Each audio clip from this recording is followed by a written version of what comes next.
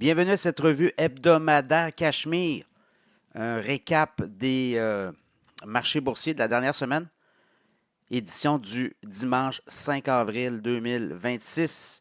Cette édition notamment due avec nos partenaires. Donc, Leslie Lévesque, courtière immobilière, bannière EXP, qui est partenaire du podcast Cachemire.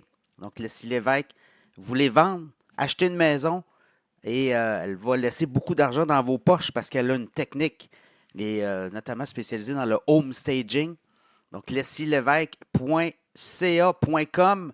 Également, Frédéric Turcotte, conseiller financier. Vous n'avez pas de conseiller financier, ben vous en avez besoin d'un. Vous voulez une contre-expertise de votre portefeuille. FrédéricTurcotte.com fait des rencontres par Zoom notamment. ProStar SEO également. Tout ce qui est le référencement SEO Google, là, maintenant, c'est plus ça du tout. Tout passe maintenant. Une bonne partie du trafic passe maintenant par les moteurs de recherche intelligents comme ChatGPT, Claude, Anthropic, Gemini de Google. Vous devez être présent sur ces plateformes-là pour le référencement, pour vos services, produits et services, vos clients. Bien, ProStar SEO va faire en sorte que vous allez ressortir dans les premiers en haut sur le référencement du web, mais plus que ça, sur ces moteurs de recherche-là. ProStarSEO.com. Également, InfoBref, une infolette que vous pouvez recevoir tous les jours. Après 5 minutes, vous allez être informé. Le lien dans la description du podcast Cachemire. Voilà, quand même, à la bourse cette semaine, une semaine dans le vert. On a vu, après, avec le début de la guerre, début mars, ben, on a vu cette semaine clairement le TSX et les places boursières Wall Street du côté de New York terminer la semaine dans le vert. C'est sûr que vendredi, il n'y a pas eu de transaction. C'était notamment Pâques, vendredi Saint. Mais quand même, on a vu une semaine où là, on a peut-être un renversement. On se demandait si on avait atteint le plancher. On a peut-être vu quelque chose là. Le TSX, voyez-vous, cette semaine à Toronto a pris 4,1 %. C'est assez clair. Donc, oui, le pétrole, oui, l'or, il y a un renversement là, qui s'est effectué, notamment du côté de l'or. Le Dow Jones, on a une poussée de 1,3 % cette semaine. Depuis le début de l'année, on reste négatif quand même, de quasiment 4 %. Mais cette semaine, ça a été positif. Nasdaq, même chose, 2,8 % de hausse. Depuis le début de l'année, encore négatif de quasiment 6 %. Mais il y a un renversement. Est-ce qu'on est là? Est-ce qu'on a atteint le point de non-retour? Il faut dire qu'on a aussi atteint la fin du trimestre, janvier, février, mars. Et là, on est passé dans le deuxième trimestre. On va avoir les résultats financiers à partir de la semaine prochaine pour le premier trimestre aux États-Unis. Il y a ça. On a eu des chiffres sur l'emploi aussi vendredi aux États-Unis. Très bon. Création de 178 000 emplois en mars, alors que le mois précédent, on avait eu des pertes d'emplois. Donc ça a été confirmé que l'économie américaine quand même demeure solide. S&P 500, même chose, 2 % de hausse au cours de la dernière semaine depuis le début de l'année. C'est quand même une baisse de 4 %. Donc on sent que les indices veulent revenir en territoire positif. Les investisseurs reviennent parce qu'on a atteint des fonds. Il y a des aubaines incroyables à la bourse, notamment dans les 7 magnifiques Microsoft et autres. Là, il y a eu des baisses impressionnantes des titres depuis plusieurs mois. Et là, ben, on sent que les investisseurs reviennent. L'or a quand même monté cette semaine. Voyez-vous, on était à 4 452.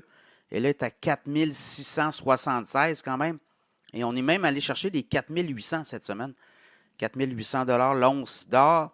L'argent, même chose. On était autour des, je regarde, 68 $, 69 $. On est à 72,90 $. Donc, ça progresse de ce côté-là. Je regarde le Bitcoin, c'est du surplace.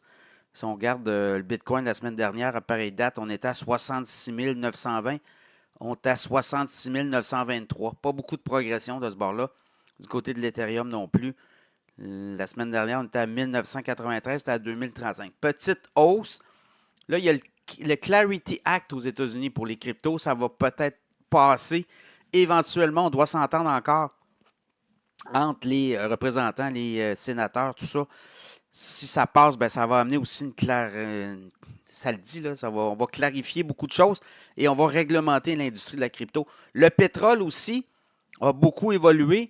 Début de la semaine, on était autour des 102. On est allé chercher les 98, puis là, on est à 111,54. Ça, c'est le WTI. Et le Brent est moins cher, 109,3. Vous voyez là comment le pétrole WTI a monté au cours des derniers jours. C'est la pression avec le détroit d'Ormuz, clairement. On ne manquera pas de pétrole. Le WTI, c'est la référence nord-américaine. Donc, pourquoi ce pétrole-là monte? Ben, c'est parce que là, on croit peut-être qu'il va peut-être manquer de pétrole à quelque part, mais pas aux États-Unis, certainement. Mais il y a des acheteurs du pétrole. Donc, c'est peut-être un renversement. On n'achète pas de Brent, puis on achète du WTI. C'est la référence nord-américaine, il ne faut pas l'oublier. Mais ce qu'on voit aussi, c'est que la pression est là. Trump a mis un ultimatum aussi à l'Iran pour le détroit d'Ormuz.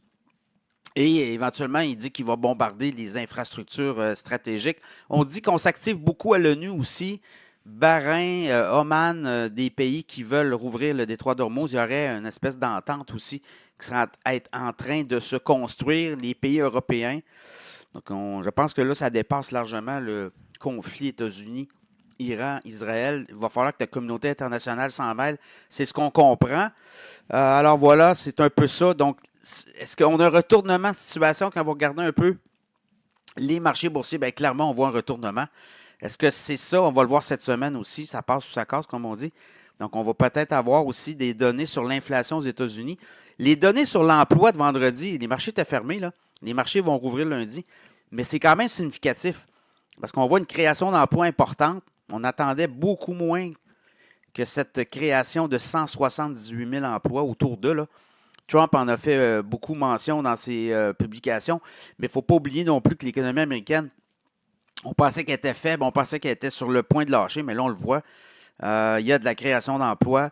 Alors voilà, ça va être à suivre cette semaine, les marchés boursiers. Mais là, ce qu'on voit, c'est qu'il y a beaucoup de rabais, beaucoup de baisses de titres, et ça ouvre la porte, je pense, au magasinage. Les investisseurs vont revenir tranquillement, et là, ils se rendent compte qu'il y a des aubaines, et qu'éventuellement, ben, le conflit avec l'Iran, on va passer à autre chose. Donc, ça pourrait être ça encore une semaine ou deux. Mais clairement, là, la semaine dernière, les investisseurs sont passés au vert.